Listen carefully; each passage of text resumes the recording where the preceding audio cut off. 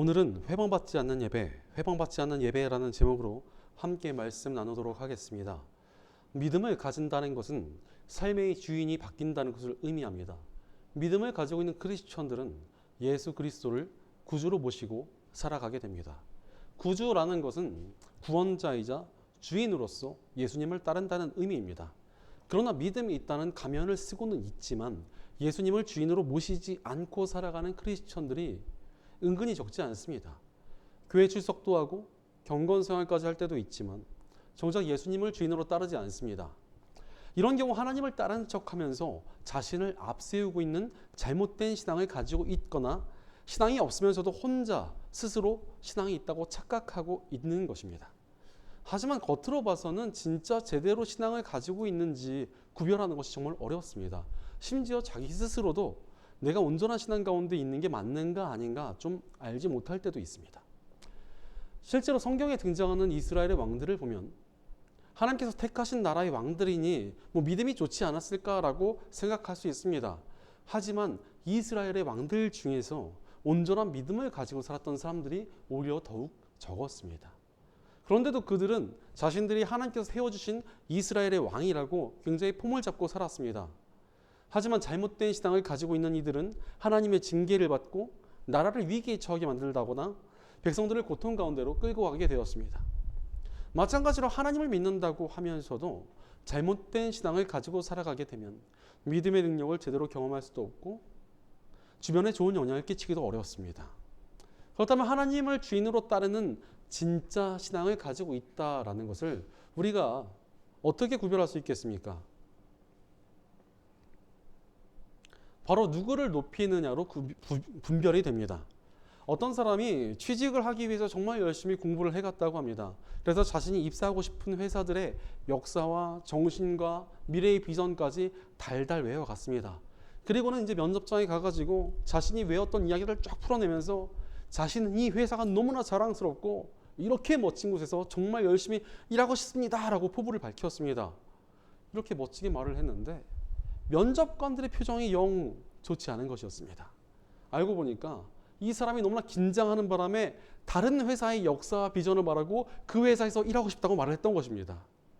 다른 회사에 충성을 바치겠다는 이야기를 해버렸으니 당연히 면접은 떨어져 버렸습니다. 사실 어딘가에 제대로 속하고 싶다면 자신이 속한 그곳을 높이는 것이 당연한 일입니다. 하물며 하나님을 따르며 진짜 그분을 따르면서 속한 사람이라면 정말 하나님을 높이며 살아가야 된다는 것입니다. 그리고 그렇게 하나님을 높이며 살아가는 것을 우리가 예배라고 부릅니다. 또한 예배는 일주일에 한 번을 넘어서 우리 삶 전체로 확장되어야 합니다. 삶에서 하나님을 높이는 이 삶의 예배가 우리의 신앙을 온전케 하기 때문에 그렇습니다. 하나님을 높이는 삶을 살지 않으면 우리의 신앙과 삶은 절대 온전할 수 없습니다. 사실 인간은 하나님을 높이지 않으면 다른 것을 높이기 때문에 그렇습니다. 뛰어난 영성으로 많은 책을 썼던 에이든 토저는 우리는 예배하는 존재로 지음받았기 때문에 하나님을 예배하든지 다른 신을 예배하든지 선택하게 된다라고 말했습니다. 인간은 예배자로 창조되었기 때문에 누군가를 높이며 살아갈 수밖에 없다는 것입니다. 실제로 하나님을 예배하지 않는 비신자들을 보면 자신들이 좋아하는 대상을 높인다거나 남들이 우러러보는 대상을 높이기도 하며 심지어 자기 자신을 높일 때도 있습니다. 그런데 이 세상 가운데서 예배를 받으셔야 되는 분은 오직 우리 하나님 한 분밖에 없습니다. 그러니 다른 것들을 예배하게 되면 그로 인해서 심판과 징계를 향하게 되는 것입니다. 비신자들에게 심판이 예비된 이유도 그렇습니다. 그들이 하나님 대신 다른 것들을 예배했기 때문입니다. 마찬가지로 이스라엘의 통치자들이 하나님 대신 다른 우상이나 자신의 군대나 재물 또는 자신의 이름을 높이고 자랑하면 항상 심판과 징계를 당하곤 했습니다. 우리 역시도 하나님을 높이는 삶을 제대로 살아가지 않게 되면 잘못된 신앙을 가질 수밖에 없고 이 땅에서 사라질 존재들을 우상으로 섬기며 온전한 믿음의 길에서 이탈하게 됩니다. 하나님을 온전히 높여드리는 예배의 삶이 없으면 겉보기가 아무리 번드르르해 보여도 믿음이 망가지고 삶도 수렁에 빠질 수밖에 없다는 것입니다. 하나님보다 다른 것들을 높이는 순간 우리는 그것들에 끌려다닐 수밖에 없기 때문에 그렇습니다. 그러니 우리는 하나님을 높이며 살아간다는 중심을 지니고 살아야 합니다. 바로 온전한 예배자의 삶을 살아야 한다는 것입니다. 온전한 예배가 있을 때만 우리 삶과 신앙이 바르게 세워질 수 있습니다. 그렇기 때문에 하나님께서는 이스라엘을 택하셔서 예배를 통해 하나님의 복과 능력을 누리는 나라를 세우시고 또 믿음의 삶이란 이런 것이다라는 본을 보여주고자 하셨습니다. 그리고 그 일을 위해서 모든 이스라엘 왕들의 기준이 될 만한 사람을 세워주셨습니다. 그가 바로 오늘 말씀의 주인공인 다윗입니다. 다윗이 선택을 받은 것은 그가 다른 왕들보다 탁월한 능력을 가졌다거나 완벽했기 때문이 아닙니다. 그가 항상 하나님을 높이는 예배자의 삶을 살았기 때문에 하나님의 선택을 받았습니다. 우리가 올 한 해는 앵커스 어웨이 하나님의 뜻을 향해 나아가자라는 주제로 성경의 인물들을 살피고 있습니다. 그런데 하나님의 뜻에는 항상 하나님의 영광이 동반이 됩니다. 하나님의 뜻과 하나님의 영광이 함께 가지 않는 경우는 없습니다. 하나님의 영광을 높이는 것이 목표여야만 제대로 하나님의 뜻을 향할 수 있게 된다는 것입니다. 바로 다윗은 하나님의 영광을 높여드리는 삶을 살았기 때문에 모든 왕들의 기준으로 택함을 받았습니다.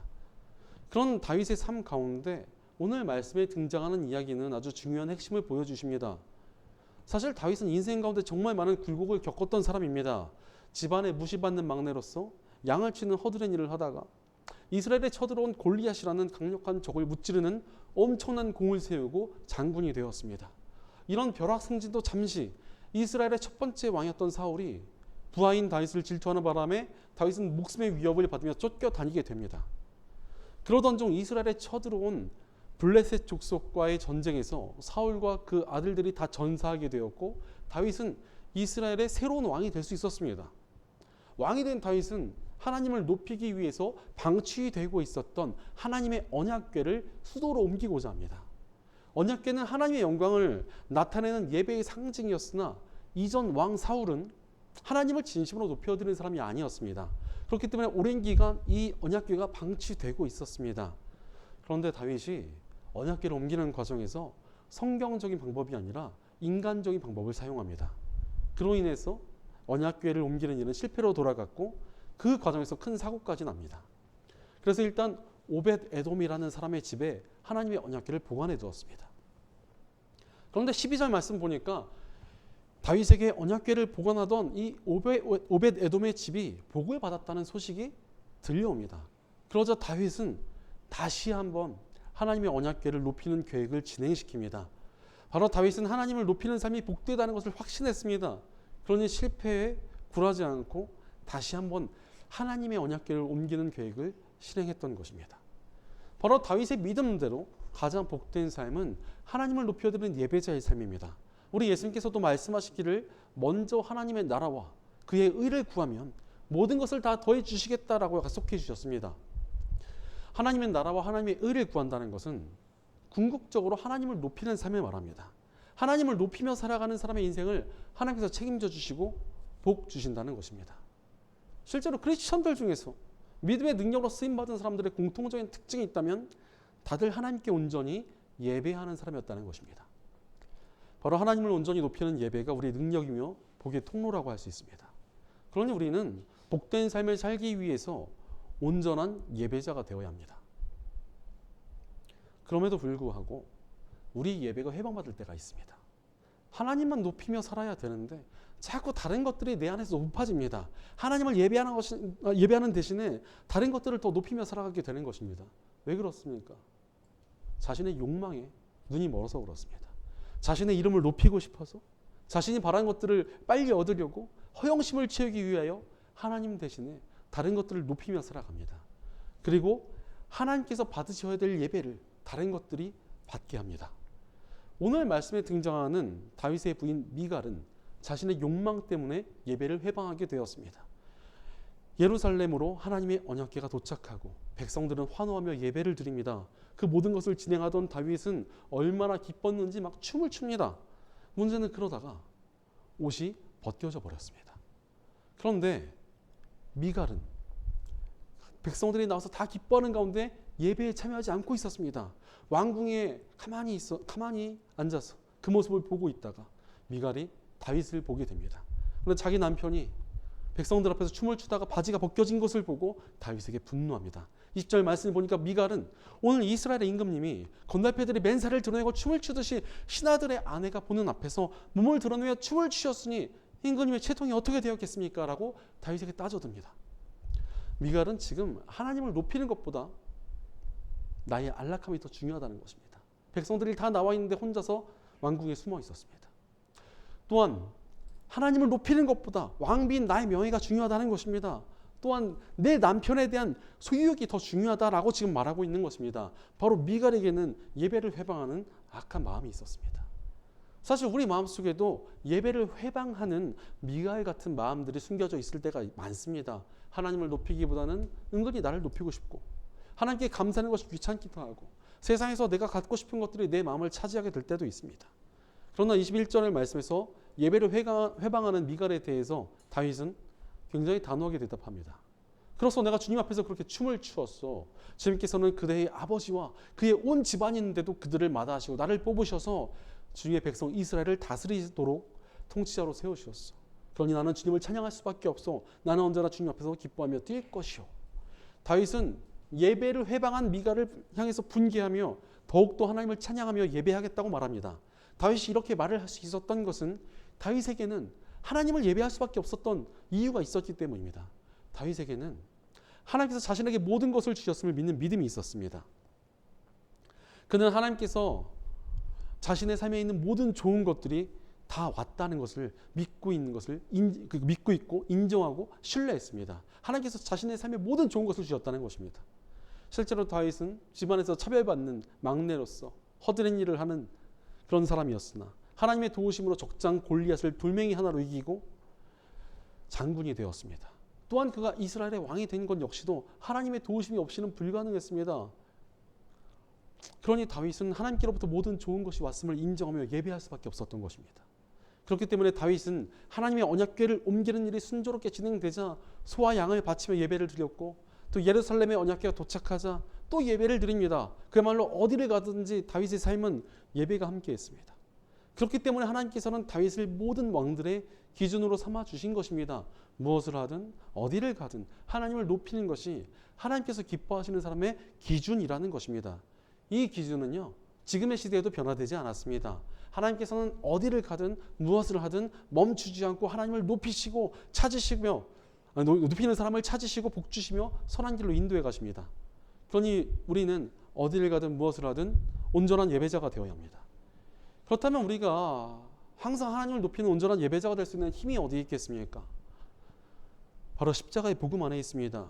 우리 인간은 죄를 지음으로써 하나님의 원수가 되어 심판이 예정되었고 하나님과 분리되어 의지할 것 없이 살아가야 하는 참담한 존재가 되었습니다. 이런 비참한 죄인들을 위해 십자가의 사랑을 베푸셨다는 은혜가 바로 복음입니다. 예수님의 십자가 구원받을 자격이 없는 우리를 구해주셨고 우리에게 새 삶을 주셨습니다. 우리는 십자가를 통해 사랑받는 하나님의 자녀가 되었으며 하나님의 인도하심과 도움을 누리는 그분의 백성이 되었고 성령 하나님과 동행하는 거룩한 성전이 되었습니다. 완전히 새로운 삶이 우리에게 열려진 것입니다. 지금 내가 사는 모든 삶, 내게 주어진 모든 것이 우리가 사랑하시는, 또 우리를 사랑하시는 하나님께서 허락해 주셨기 때문에 주어졌다는 것이 우리를 복음을 통해서 우리가 다시 한번 되새겨질 수 있는 것입니다. 그러니 우리는 우리에게 모든 것을 주신 하나님을 높이며 살아갈 수밖에 없습니다. 바로 우리는 십자가의 복음을 통해 우리에게 모든 것을 주신 하나님을 기억하며 온전한 예배자가 되어야 합니다. 우리 예수님께서 이 땅에 오셔서 보여주신 삶도 예배의 삶이셨습니다. 예수님께서 기적을 나타내시고 탁월한 말씀을 전해주신 목적이 무엇이었습니까? 사람들이 하나님을 높이도록 만들기 위함이었습니다. 무엇보다도 예수님께서는 십자가를 통하여 하나님을 위한 최고의 예배를 올려드렸습니다. 예수님의 십자가는 하나님께서 가장 기뻐하시며 영광 받으시는 예배였습니다. 그렇게 십자가를 진 예수님께서는 우리도 우리의 십자가를 지고 따라오라고 하셨습니다. 바로 우리 역시도 우리 삶 속에서 하나님을 높이는 삶을 살아가라는 것입니다. 그러니 우리는 우리 삶 속에서 하나님을 높이며 온전한 예배자가 되어야 합니다. 그렇다면 이렇게 우리가 온전한 예배자가 되기 위해서 어찌해야 되겠습니까? 우리의 예배를 해방하는 것들을 끊어놔야 합니다. 오늘 본문 23절을 보면은 이런 일 때문에 사울의 딸 미갈은 죽는 날까지 자식을 낳지 못하였다라고 말씀하십니다. 다윗의 예배를 해방하던 미갈은 저주를 받습니다. 그녀는 왕후였지만 평생 자식을 낳지 못하고 살았습니다. 왕비가 자식을 낳지 못한다는 것은 왕궁에서 아무런 실권을 가지지 못한다는 것을 뜻합니다.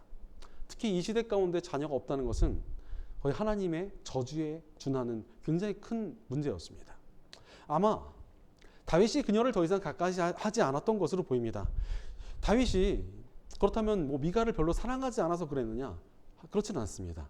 다윗이 왕이 된 후에 사울의 부하들이 항복을 할 때 미갈의 신변을 제일 먼저 요구했던 것을 보면 다윗은 미갈을 정말 사랑했던 것으로 보입니다. 게다가 미갈은 이스라엘의 첫 번째 왕이었던 사울의 딸이었습니다. 사울의 세력을 흡수하고 달래기 위해서, 나라를 하나로 만들기 위해서는 정치적으로 굉장히 중요한 인물이 바로 미갈입니다. 하지만 그녀가 예배를 회방하자 다윗은 그녀를 끊어냈습니다. 사랑했지만 예배를 회방하는 존재가 되자 그녀를 평생토록 멀리한 것입니다. 마찬가지로 우리도 예배자의 삶을 살려면 예배를 회방하는 것들을 끊어내야 합니다. 실제로 다윗은 자신의 삶에서 예배를 회방하던 것들을 늘 끊어냈습니다. 이스라엘의 적들이 예배를 회방하면 끊어냈고, 사랑하는 아내가 예배를 회방해도 멀리했고, 자기 스스로가 예배를 회방하면 철저히 회개하며 돌아섰습니다. 우리도 우리의 예배가 우리도 우리의 예배를 회방하는 모든 장애물들을 끊어내고 온전한 예배자가 되어야 합니다. 그때 우리가 회방받지 않는 온전한 예배자로 설 수 있습니다. 그렇다면 구체적으로 우리가 온전한 예배를 드리기 위해 끊어내야 될 장애물이 무엇이겠습니까?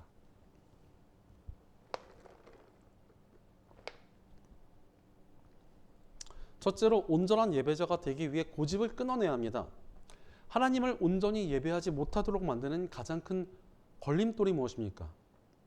바로 우리의 고집입니다. 특히 죄를 짓고 욕심을 부리면서도 그 자리에서 고집을 부리고 있으면 어떻게 하나님을 높여드릴 수 있겠습니까?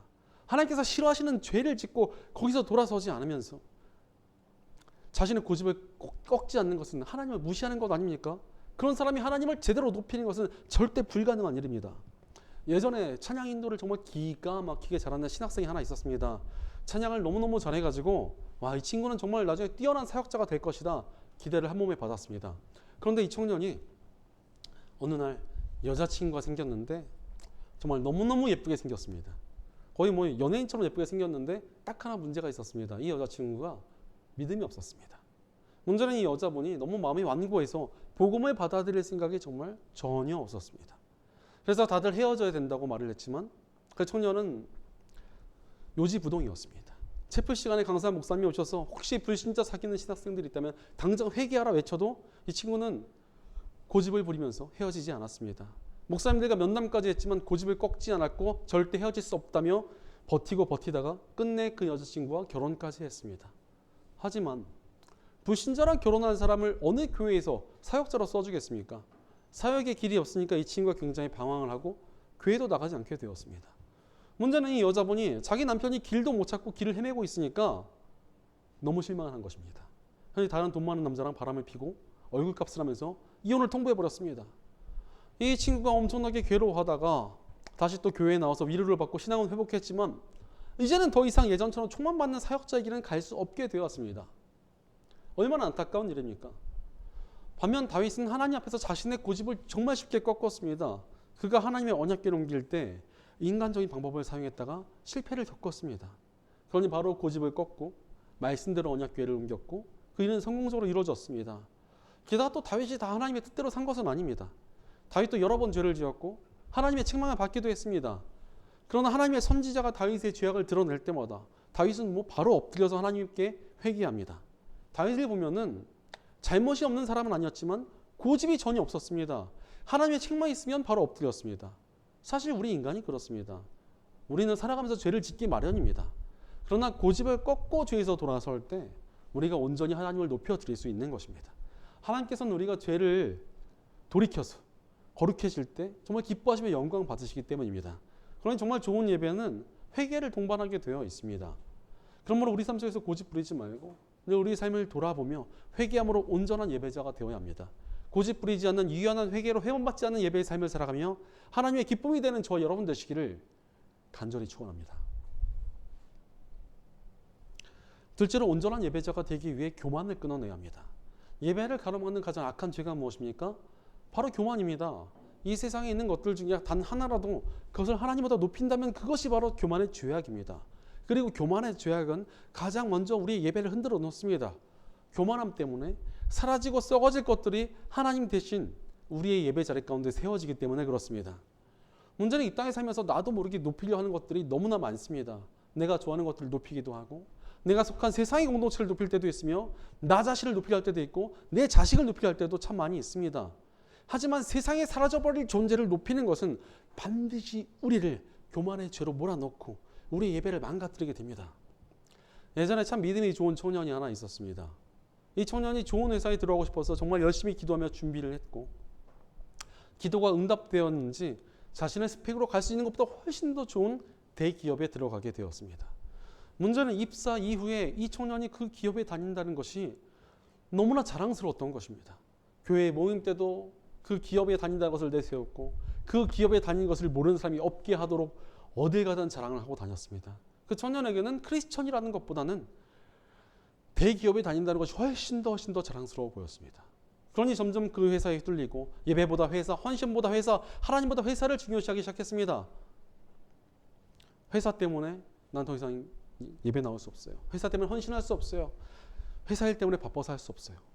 그러면서 점점 크리스천다운 정체성을 잃어갔습니다. 어느새 믿음의 총기를 잃은 채 평안도 기쁨도 없이 피폐한 직장인의 모습만 남아버렸습니다. 예배에 와서 꾸벅꾸벅 졸긴 하고, 모임 때는 계속 회사 일 때문에 카톡하고 있고, 어떻게 제대로 크리스천으로 살아갈 수 있겠습니까? 사실 하나님보다 더 높게 느껴지고 자랑스럽게 느껴지는 것이 있다면 그것이 확실한 우상입니다. 그러나 다윗은 왕이라는 영광스러운 자리에서도 하나님을 제일 자랑스러워했습니다. 그는 언약궤가 예루살렘에 들어오는 모습을 보며 온 힘을 다해 춤을 춥니다. 사실 춤을 춘다는 것은 왕다운 채통 있는 모습이랑 전혀 어울리지 않습니다. 하지만 다윗은 하나님의 영광 앞에서 왕이라는 권위 따위는 아무런 상관이 없다고 느꼈던 것입니다. 심지어 자신의 부인 미갈이 그 모습을 천박하다고 했을 때 다윗은 이렇게 고백합니다. 22절 말씀을 보니까 내가 스스로를 보아도 천한 사람처럼 보이지만 주님을 찬양하는 일 때문이라면 이보다 더 낮아지고 싶소라는 겸손한 고백을 드렸습니다. 이렇게 낮아지는 모습이 있으니까 하나님께서 다윗의 예배를 기뻐하신 것입니다. 바로 우리도 예배의 삶을 살기 위해서는 낮아져야 합니다. 내가 진이거나 탐하는 그 어떤 것도 높이지 말고 오직 하나님을 높여드려야 합니다. 감히 세상에 사라지고 썩어질 것들을 높이지 말고 오직 하나님만 높여드려야 합니다. 우리 삶 속에서 다른 그 무엇도 높이려 하지 말고 오직 우리 하나님을 높여드려야 합니다. 바로 하나님보다 그 무엇도 높아지지 못하게 하며 온전한 예배자가 되어야 합니다. 하나님 앞에 낮아져서 하나님만 높여드림으로 회복받지 않는 예배의 삶을 살아가며 하나님의 기쁨이 되는 저와 여러분 되시기를 간절히 축원합니다. 셋째로, 온전한 예배자가 되기 위해서 자기 중심성을 내려놓아야 합니다. 하나님을 높이는 삶을 산다는 것이 무엇입니까? 나 혼자 하나님을 찬양하고 높이는 것을 넘어서 선한 영향력을 드러내므로 다른 이들이 하나님의 이름을 높이게 하는 것입니다. 하나님을 예배한다면 우리는 바로 선한 영향력을 나타내는 삶을 살아야 된다는 것입니다.